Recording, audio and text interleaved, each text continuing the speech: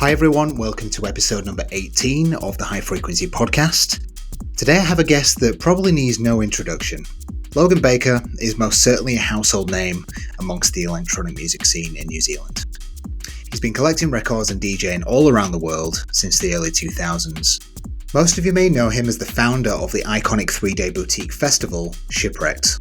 He's also the owner and curator of the awesome underground warehouse venue, Silent Studios. It's safe to say that Logan has given an immense amount of value back to the electronic music scene in New Zealand, and he has a wealth of knowledge and experience, which is exactly what I look for in a guest for the High Frequency Podcast. Our chat today was awesome. We chatted all about Logan's history and how he got to where he is today. We also chatted about how Shipwrecked came to be. It was a great insight that I'm sure you're all going to really enjoy. Logan will be playing the closing set from 2am to 4am at the next High Frequency party at the legendary Ink Bar on Auckland's K Road.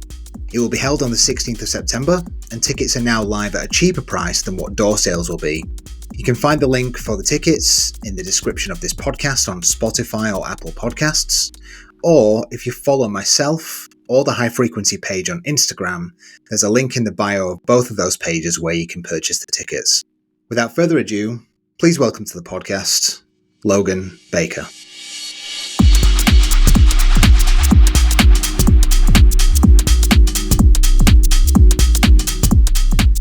Okay, so Logan Baker, welcome to the High Frequency Podcast. Thanks for being here.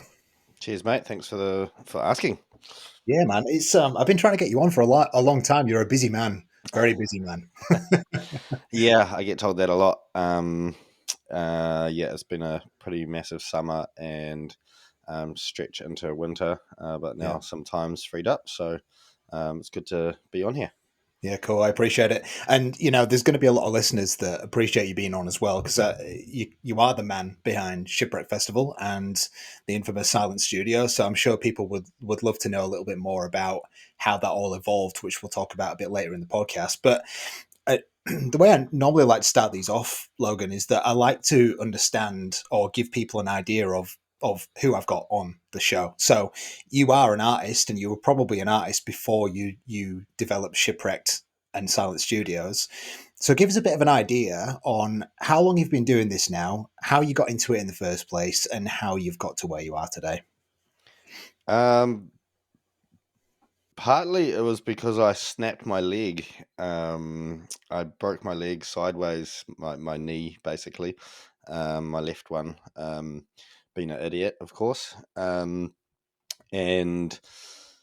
I was getting really bored at home, and my mates were playing records and had turntables, and I thought, I like parties, and I'm hosting parties all the time at home and whatever. Thanks, Dad. And basically, I bought some turntables and started mixing. Obviously, with vinyl. It was about 18 years ago now. So I think next year, this year's will be the 19th in September, and it'll be 20 next year in September, roundabouts. It's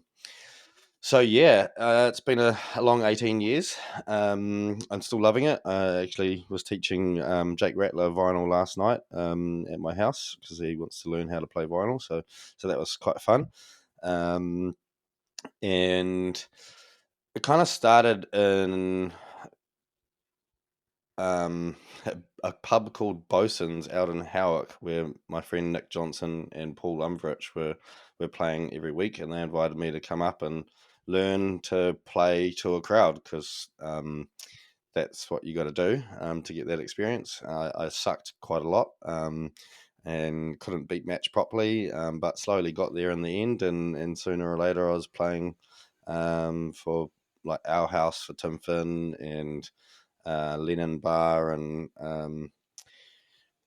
I can't remember the other club. I played Met and Code. Code was my favourite back in the day, which is now the Mothership, or was Impala, and now the Mothership.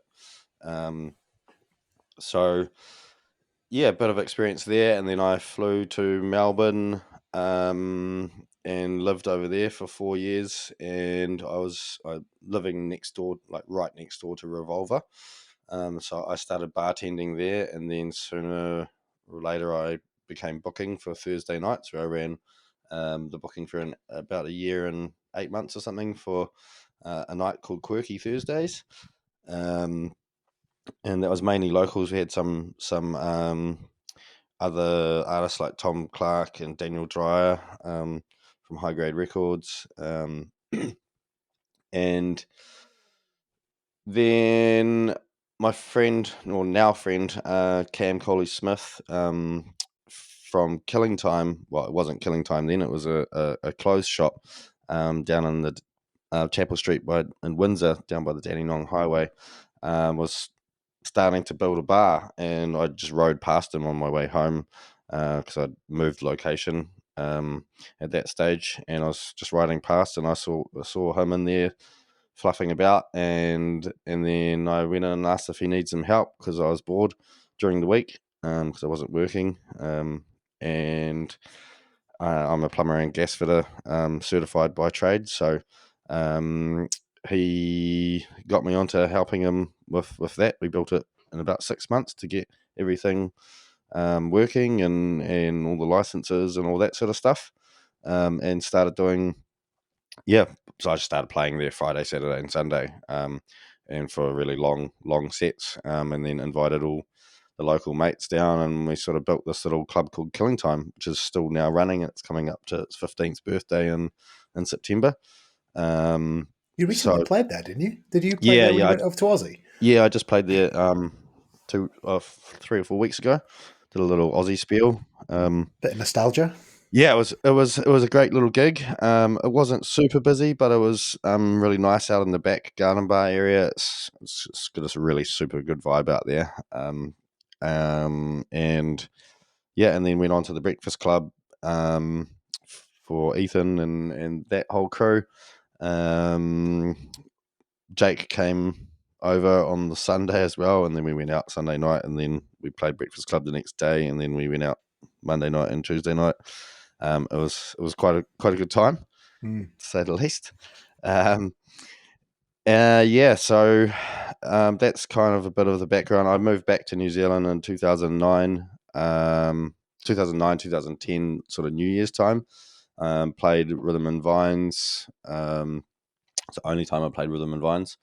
It was actually a really good set, and really enjoyed it. Had heaps of mates come over from Aussie, and we went up to Tolaga Bay and camped out up there after, so that was really special. And then I was living in Whangamata at the time. I kind of needed a break from everything, and then moved back to Auckland. Started working full time as a plumber and gasfitter again, and yeah, we found the Shipwrecked site, and yeah, there's just built from there. We'll save that for when you're talking about that. So why did you move back to New Zealand from Melbourne? Was that just your time up and you were just ready to move back, or what? Yeah, I think so. Most Kiwis do move home, to be honest, and I think it was just my time. My grandfather was really sick, and passed away not that long afterwards. So that was a big thing for me. And yeah, I just felt like it was time to come home. I'd built like a bridge between New Zealand and Australia. I'd made heaps of friends over there, and I just wanted to get back to New Zealand and enjoy the life that New Zealand can offer. Like, there's lots of boating here, and just the outdoors is amazing. And I had heaps of friends here as well, so I was missing all them. So it was just time, basically. Yeah, fair enough. I suppose 4 years over in Melbourne would have been quite hectic as well. Living in such a large city, I suppose there's only a certain amount of time you can actually live in a city without being exhausted. So Well, it was partly that, and like I didn't really want to do plumbing and gas fitting. I didn't have all my tools over there. I had a few, but I didn't really want to start buying a whole second round of tools because, as most people know, tools are very expensive. And I don't know. I felt like the clubbing scene had taken off quite heavily and was going pretty well. And when I got there, it was pretty sad actually. And I don't know, I felt like I had quite a lot to do with building the bridges between the cities again, touring Sydney people down to Melbourne and so on and so forth. I was spending a lot of time in Sydney playing for Subsonic, and I was booking artists for Subsonic Festival and stuff like that as well. And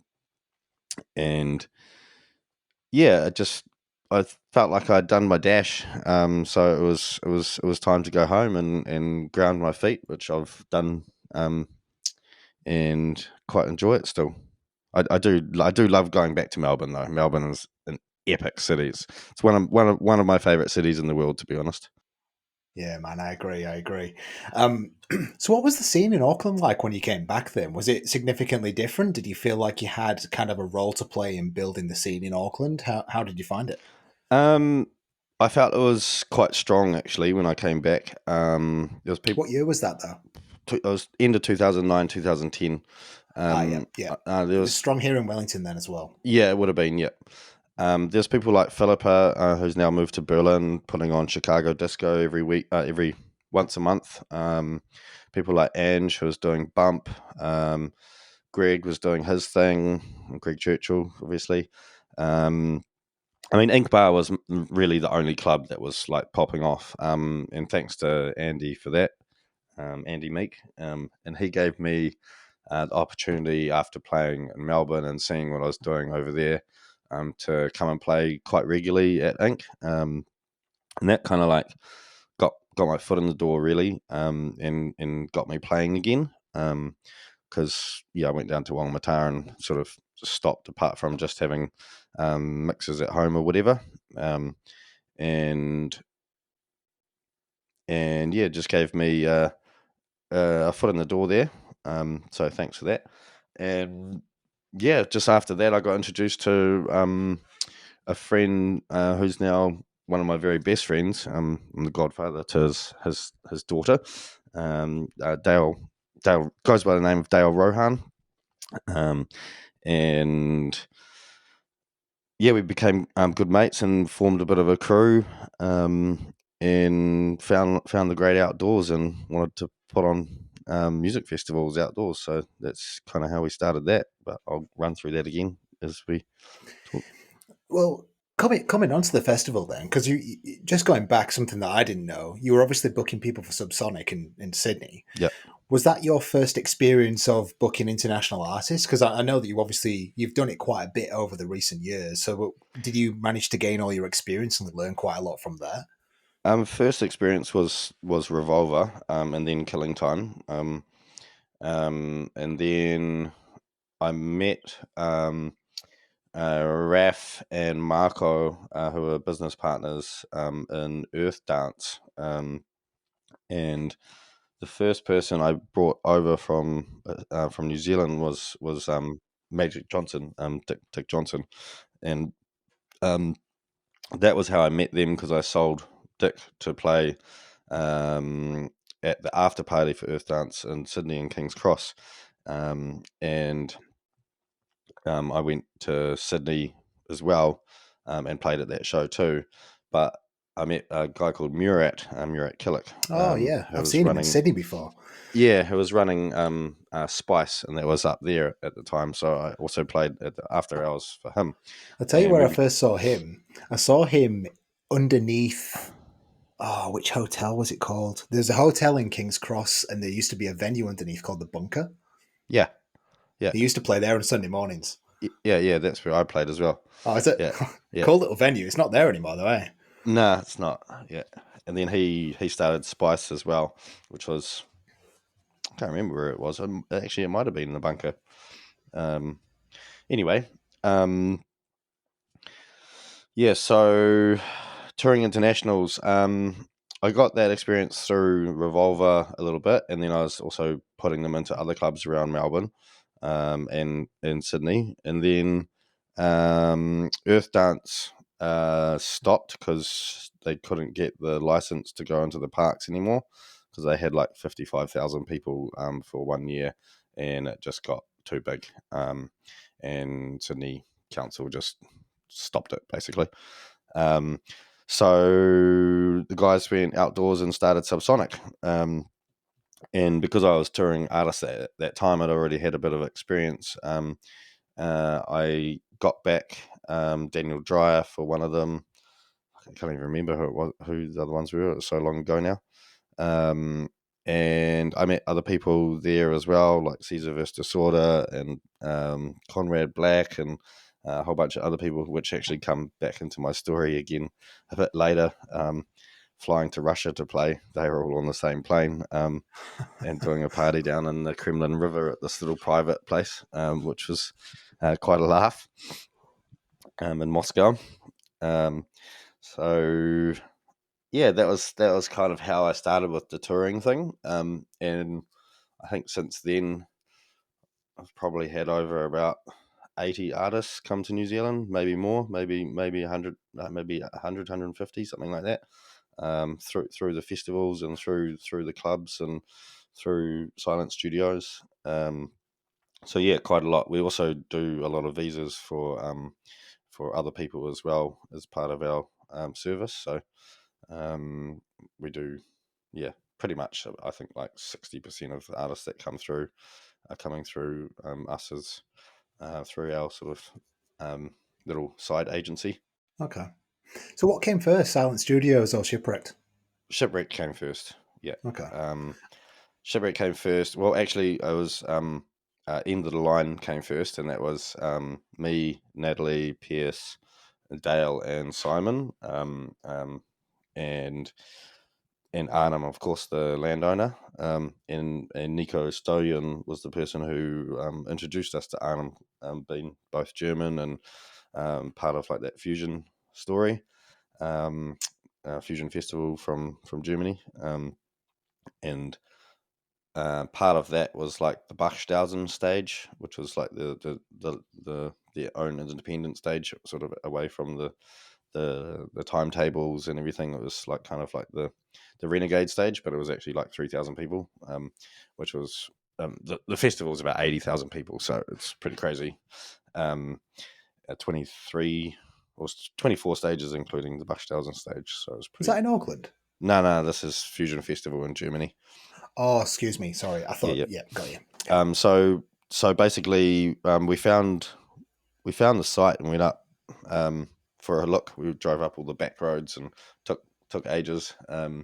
Seemed like ages because I think we stopped a few places on the way, and met Arnhem, and then we found like the spot where the Hidden Reef is now. Used to be the old end of the line techno villa, and so we did like 5 end of the line parties up there, and then over about 2.5 years, and then off the radar from the Huff and Klein crew from Germany or from Hamburg, and a couple of Swedish, I think they were Swedish crew or Swiss crew came as well, and they put on 2 pretty rad festivals. Like they were awesome. Unfortunately, they weren't so good on the pocket for them, and after the second year, they decided that they didn't want to come back because it was financially quite crippling, as festivals can be. I know quite a bit about that. And then Shipwrecked. Basically, no one else was like putting their hand up to do anything, and there wasn't really a crew. So I was like, okay, well, I'll just form a company and take on that role. And we put on the first Shipwrecked. I was kind of expecting about like 600 or 800 people, but it was actually only about 250 the first one. So it was quite expensive and not very rewarding financially, and to say the least. So that was really hard, and we actually didn't have any money the next year to move forward with that. And I was just working as an employee for another company, and so I wasn't really making big dollars enough to pay the mortgage and save at the same time. I was running pretty tight. So we reached out for some donations, and thankfully there was quite a few people, Renee and Stevie, being the people who really helped us out with that situation. So they've always got VIP super parking for their caravan, and welcome to come to all the festivals for forever. And that helped us kick Shipwrecked 2 off, and that was in 2017, I think. 2016. That was the second one. I think so. I was just trying to look at the poster on the wall, but it's around the corner. I think we did 2015, 16, 17, 18. No, it would have been 16, 17, 18. And then we had a year off. And I did another party called Friends from Around the World. I started Shipwreck with Josephine Thomas. And after 3 years, Jay was out, and we weren't financially doing very well.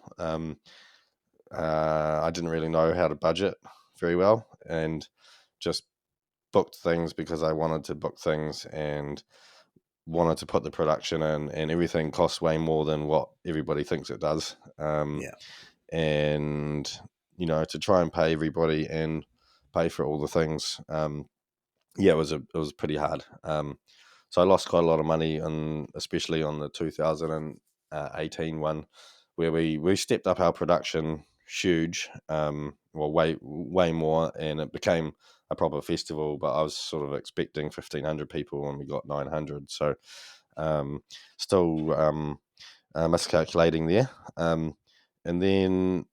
And also the council weren't helping, and they didn't give us an alcohol license. So we got some pretty nasty headlines from Stuff magazine saying, Shipwreck defies Auckland Council and goes on, because that's what we did. We didn't really defy them. We just ran the festival, but without selling alcohol. So they couldn't do anything because we weren't selling alcohol. We were just hosting an event on private land. So it could have been a 2,000 people wedding for all they knew.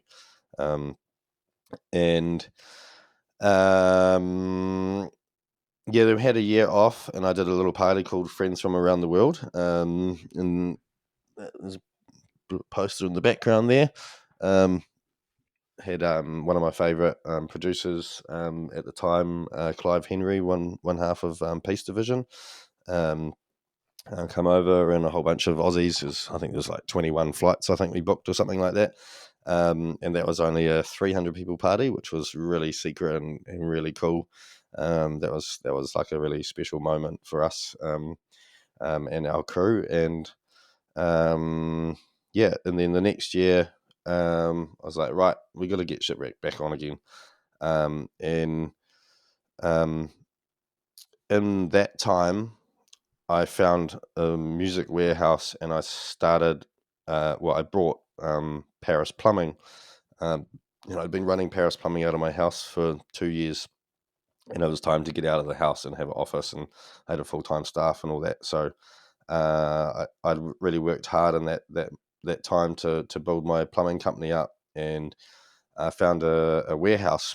And so I basically got the warehouse, and I did a bit of a play on words because I knew I had a big sound system. I knew I was, getting a big sound system.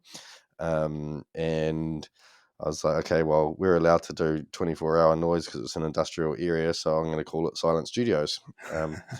And so registered that business, and then we started running these parties, and we did it officially, and got special licenses. So underneath Silent Studios Limited, I was producing special licenses, and I did about maybe 4 or 5, and then I was like, okay, cool, let's do Shipwrecked again. So instead of putting it underneath the license underneath the old business name, which would have come up, I guess, as the greatest show on earth, maybe get annoyed or hassled by the council, I did underneath Silent Studios. and they approved it. So, and we, and we had to go in for meetings with the police, with the council, and I had a medic, like a private, heavily trained medic, who looks after all the race courses and things like that. So he's super good. Event medical services, cheers, and security company at that stage as well, who was also working for the council, NZ1. So Grant and his team, and so yeah, we basically went in, and Arnhem came in as well, the landowner, and we went in and talked the council into letting us kind of do what we want, and getting the license hours that we asked for, and sort of explained that, you know, this is a not commercial event. It's a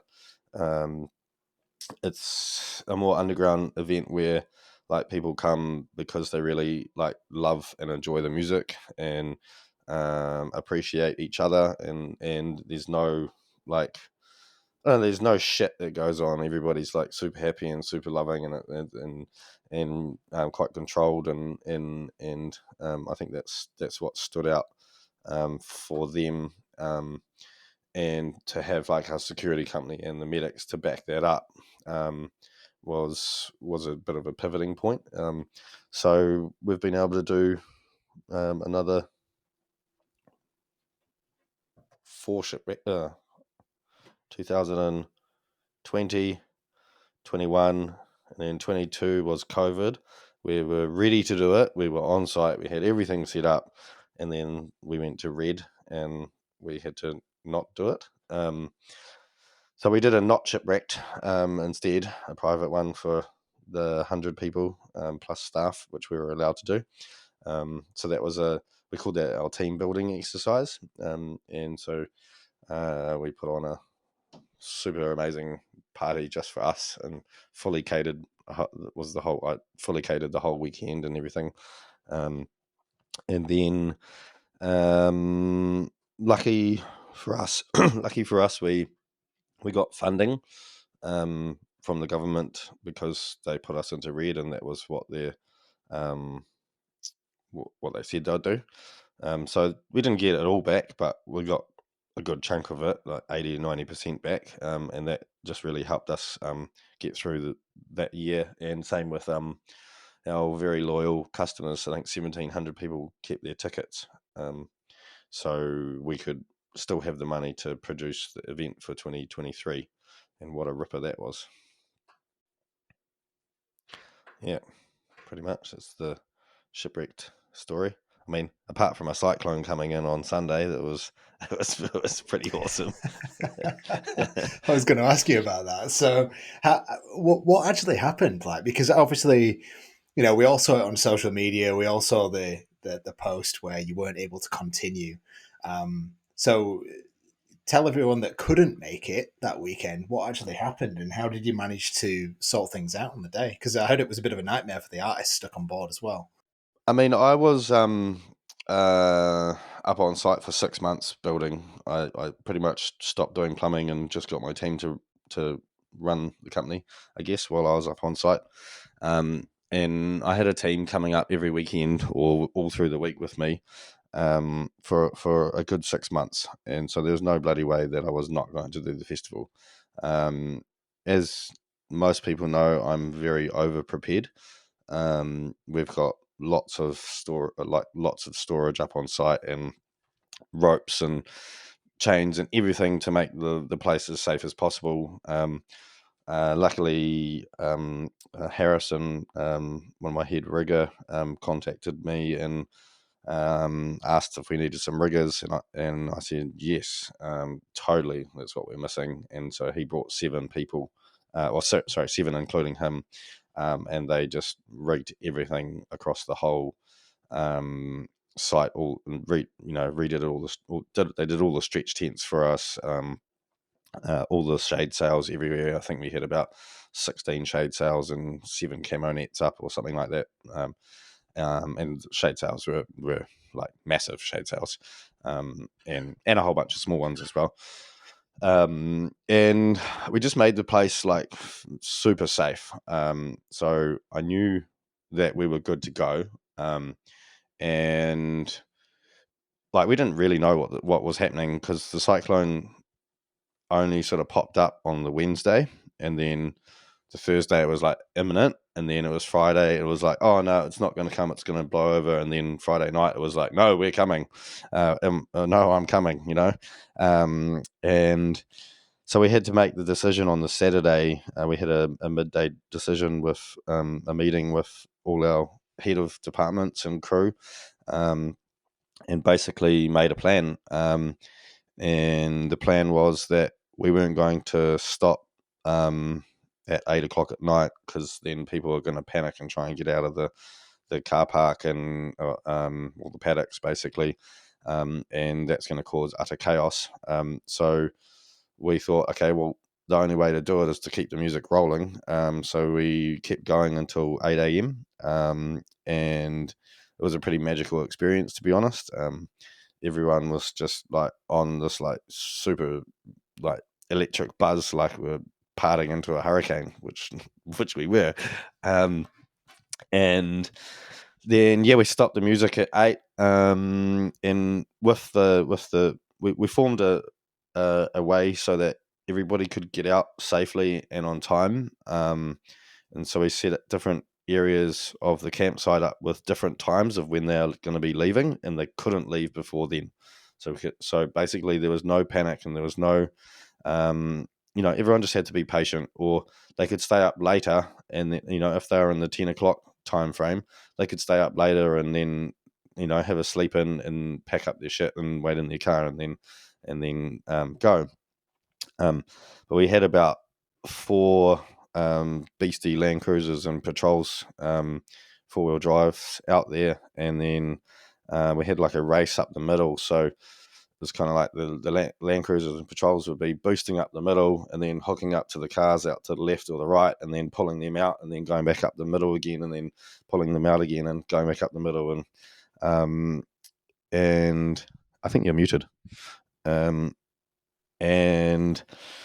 then we got everybody out. I think it was by like 1:30, and Daz the madman kept going and pulled out all of the things that were in the campground, and same with a few others. I think Chris Rayner and Finn and Matt Matteo. It was that everyone was out there till 6 o'clock in the evening, and they came back like shivering and freezing and cold, because it was bloody windy by that stage. Like we were full on getting the cyclone at that stage.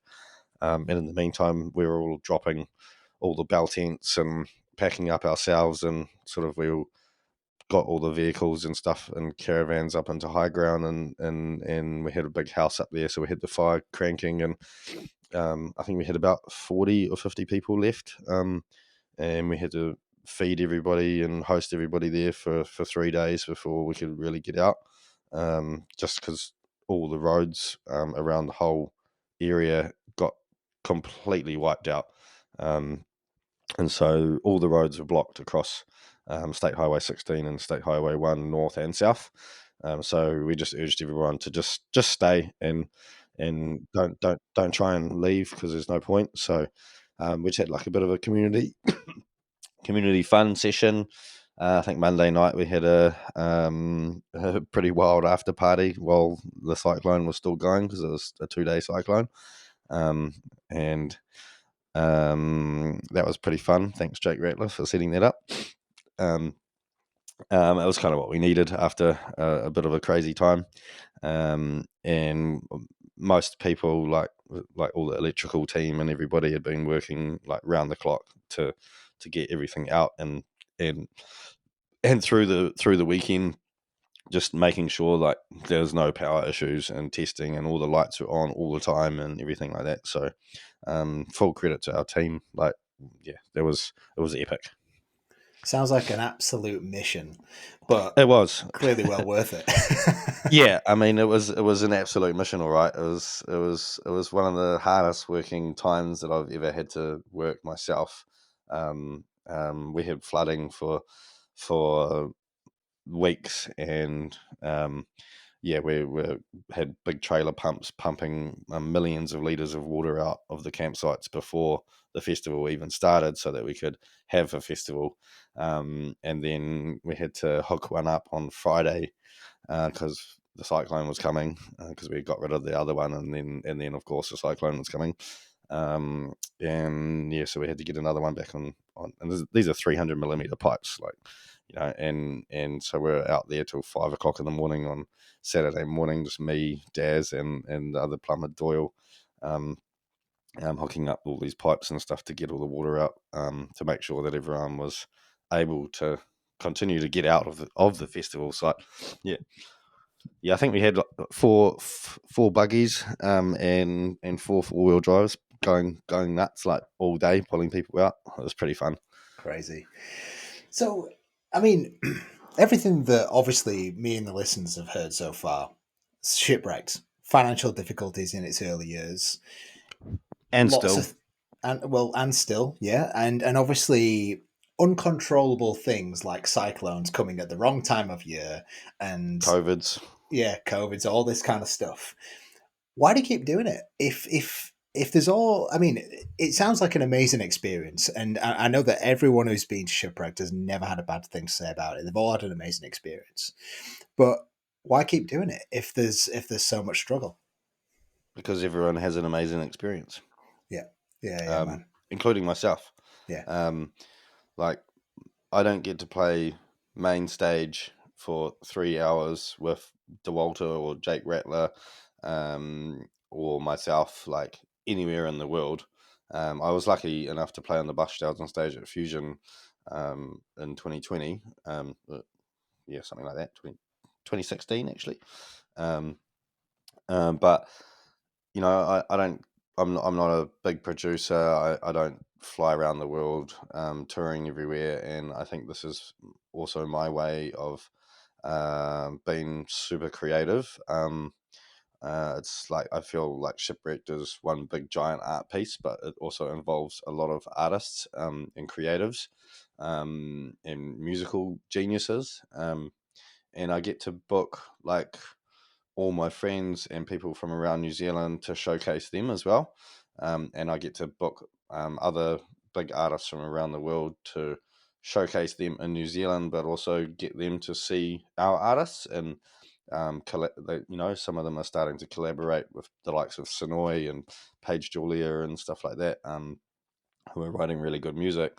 And like now Alex Perez is uh, writing music with Headland and with Paige Julia on and stuff getting released on his record label 1985, and Sonoy's collabing with a whole bunch of different artists from all over Germany and the world, and I think that New Zealand really needed a local festival that lasts for 3 days, or I prefer it to go for 5, but it's that's the rules at the moment.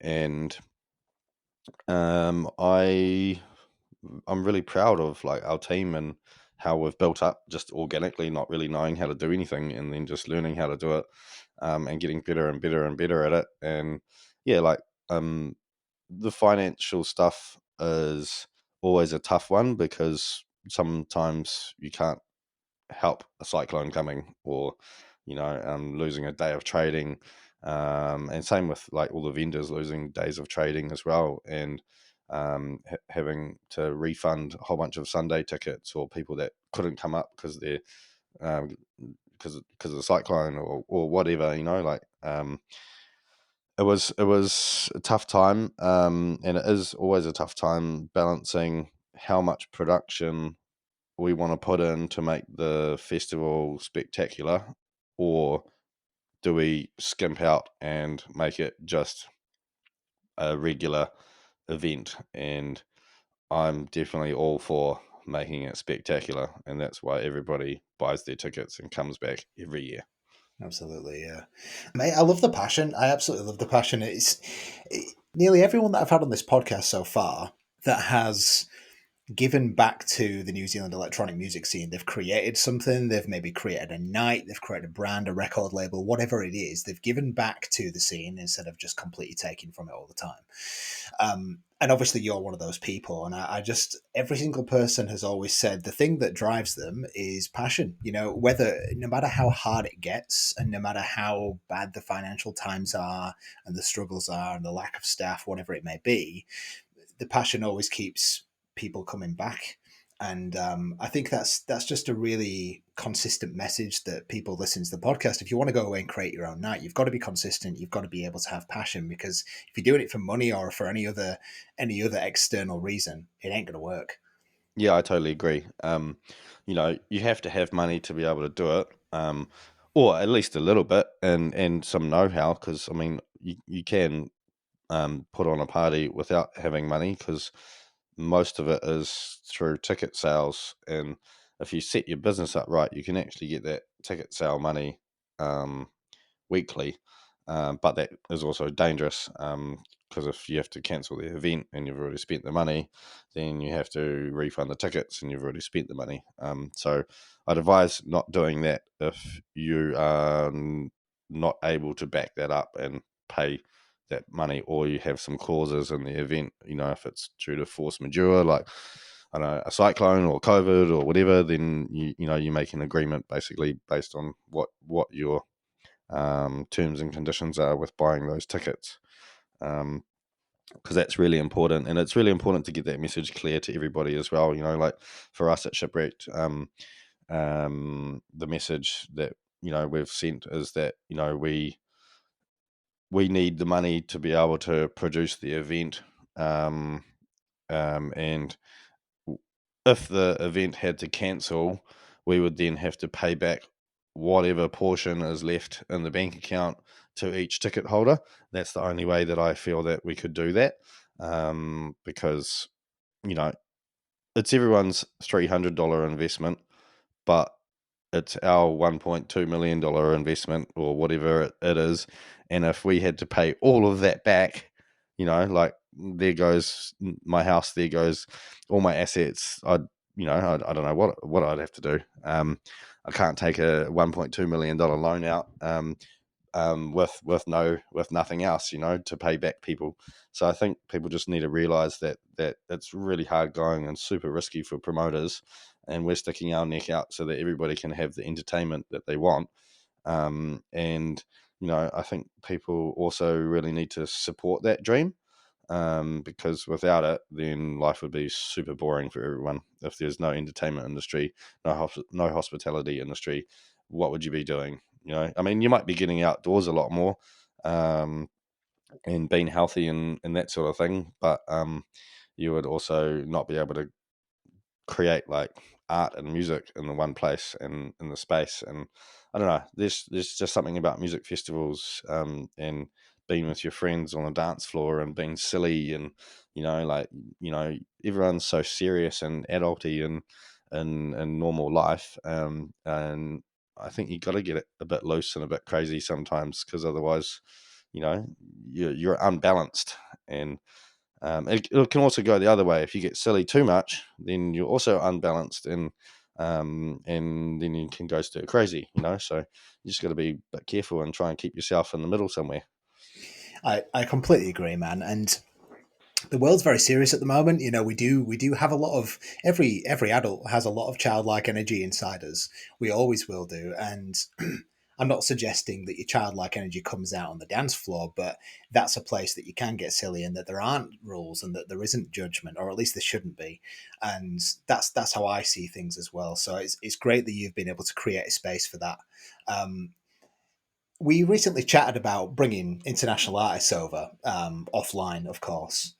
Given the fact that Kiwi, you've just said the message, please support these local festivals, these smaller festivals. We've had a bit of a struggle with trying to get people to events recently, particularly, when international artists have come over. I know that you've had a few struggles with that as well. Um, how do you see the New Zealand scene at the moment, and where do you see it going? Because if we can't bring international artists over, does that mean we just have to showcase what we have here more, or do you think it'll ever come back? What are your thoughts on that? Yeah, so currently, Well, actually, pretty much for the last 3 years, I've been putting on parties at Silent Studios. The local nights have always been the busiest. Always. We get probably 50% more people than what we have for an international night. Um, some people are special, and when the timing's right, like we had Silent Studios fifth or sixth birthday. I think it was fifth birthday, with DeWalter, and Herman Sayers and myself and Simon, and that was a super cool lineup. And the dance floor was like heaving, and it was a really good vibe. And then we had Teeny come over, who I thought would have been a really big sale in December, and we struggled to get 120 people. And Teeny's one of the biggest artists in the world. Not to say discredit to her, it was just a timing thing, I think. And Probably also not enough promotion early enough. There's lots of Christmas parties going on, and people are already away. On that last weekend of December, I found, like, after COVID, people valued their time a lot more, and also stayed at home a lot more because people got comfortable with staying at home. Um, so yeah, the New Zealand scene can be hit and miss. Last weekend, or 2 weekends ago, we had a great party at Silent Studios. It was our reopening night. We did Friday and Saturday. Friday was the first time we've done like a Silent Studios bass night, and that was about 60% full, which was a good start. And everyone loved it, and we've got feedback from that saying that they're keen to come again and again.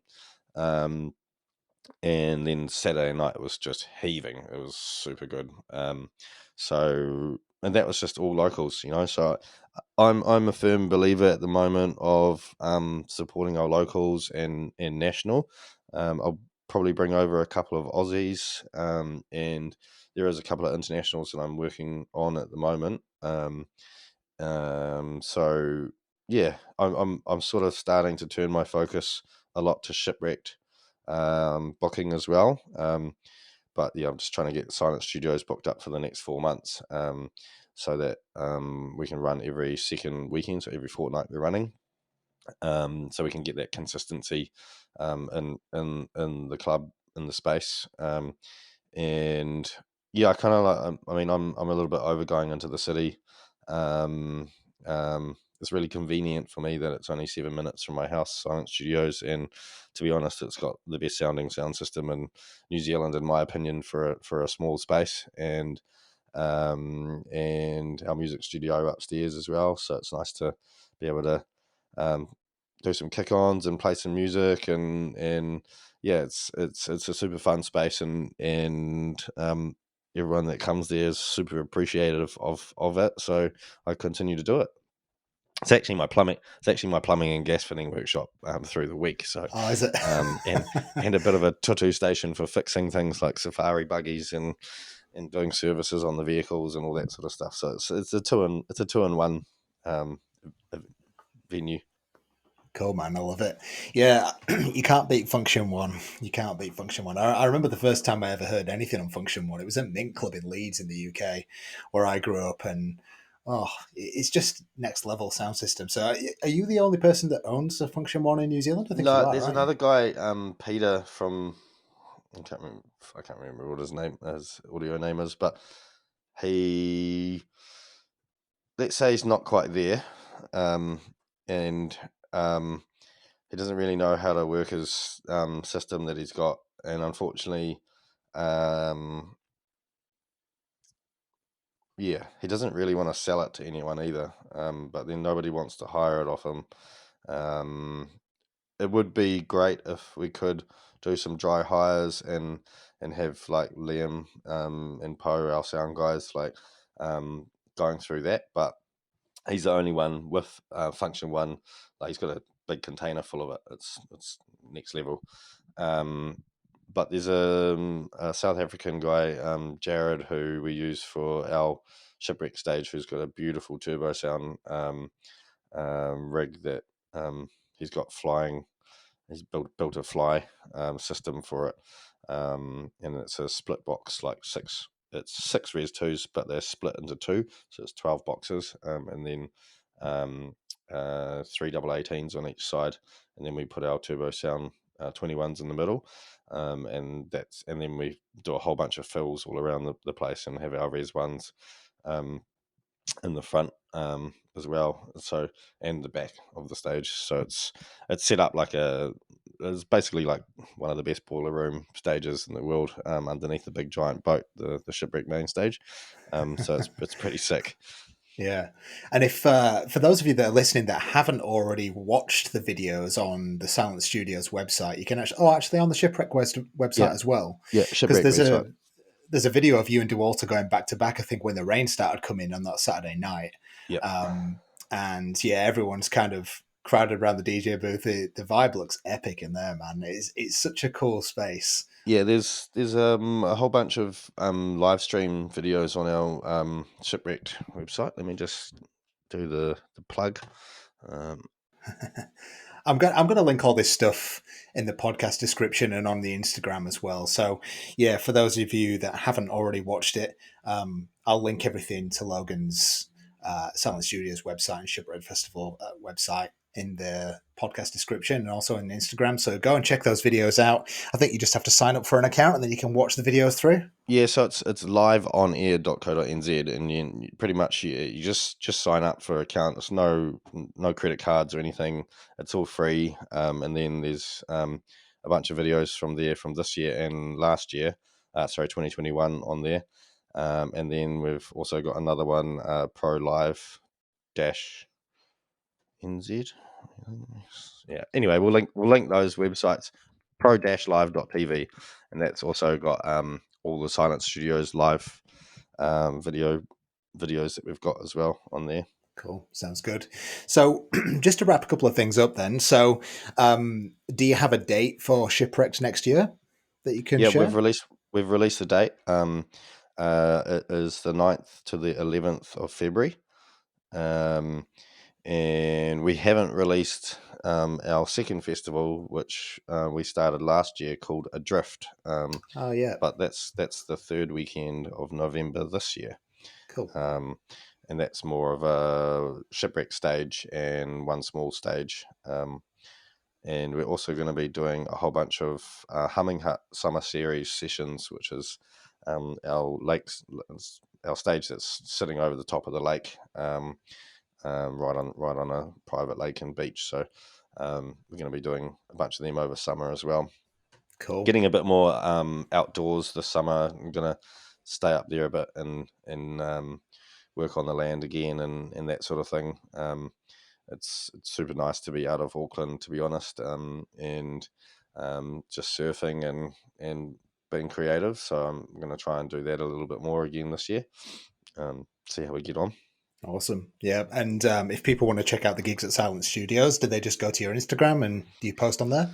Yeah, there's Instagram, Silent Studios NZ, and there's also the website, which I think has now been updated. I saw Larry working on it the other day. So Silent Studios website is up and updated and working. Awesome. Sounds good. Okay. Well, you do have a mix for us today, Logan, that I'm aware of. Do you want to tell the listeners a little bit about the mix that you've done or the mix that you're going to share? Yeah, so it was a 3.5 hour vinyl only mix 2 weeks ago for New Zealand Music Month. So I did the first hour of like just New Zealand music, but it was kind of a whole bunch of everything, like listening music as well, from dub to reggae to beats and weird stuff. So I probably won't put that on. Feel free to put what you want on because at the end of the day, excuse me, at the end of the day, the podcast, whilst me as an artist, I'm obviously hosting this and I promote the more minimal house, deep house kind of stuff. I want to encourage people not to just feel like they have to mix that kind of stuff for the podcast. Just anything you want. Yeah, totally. I would put it on. I just felt like it was kind of like the first time in a long time that I've done that sort of mix, and it wasn't my favorite hour of mixing. I found it quite hard and a bit of a struggle.